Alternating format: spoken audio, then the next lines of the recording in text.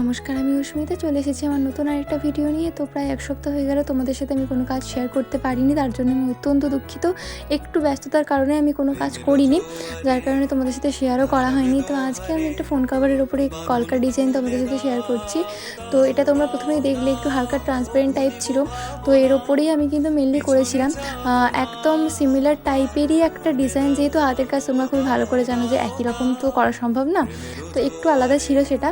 তো যাই হোক, সেটা যখন ভার্নিশ অ্যাপ্লাই করছিলাম শূন্য করে, তো একটু প্রবলেম হচ্ছিল, ভালো করে বসছিল না, যার কারণে আমাকে ভালোভাবে তুলে তারপরে আবার নতুন করে এখানে বেস কালার অ্যাপ্লাই করে তার উপরে নতুন করে একদম ডিজাইনটা আমাকে করতে হয়েছে এখানে। কিন্তু অনেকটা আমি সিমিলার রাখার চেষ্টা করেছি। তো যাই হোক, আজকের কাজটা তোমাদের কীরকম লাগলো অবশ্যই জানিও। আর আশা করছি এবার থেকে আমি আবার নতুন নতুন ভিডিও তোমাদের সাথে শেয়ার করতে পারবো। তো এই যে উপরের দিকটা দেখছো এখন যে এই জায়গাটায় করছি মেনলি, এই দিকটার কাজটাও কিন্তু শেষ পর্যন্ত আর ছিল না। মানে যখন আমি ভার্নিশ অ্যাপ্লাই করছিলাম তখন এদিকটা সেম আবার পুরোনোভাবে উঠে যাচ্ছিলো। যেহেতু তো বাজে একটা ওয়েদার, এত স্যাঁতস্যাঁত করছে, যার কারণে ভালোভাবে রঙটা বসছিল না, ভালোভাবে শুকোচ্ছিল না।